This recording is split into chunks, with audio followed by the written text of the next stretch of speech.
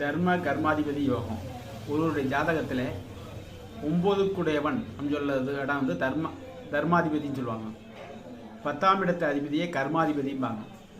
இந்த 9ஆம் இட அதிபதியும் 10ஆம் இட அதிபதியும் சேர்ந்திருந்தாலோ அல்லது ஒருவரை ஒருவர் பார்த்து கொண்டாலோ அல்லது 9க்குடையவன் 10லேயோ அல்லது 10க்குடையவன் 9லேயே பரிவர்த்தனை பெற்றிருந்தாலும் அவற்றை தர்ம கர்மாதிபதி யோகம் அப்படின்னு சொல்கிறோம். இப்போ உதாரணமாக மேசலக்கணத்துக்கு தர்ம கர்மாதிபதி அப்படிங்கிறப்ப 9க்குடையவர் வந்து குரு பகவான், 10க்குடையவர் சனி பகவான்.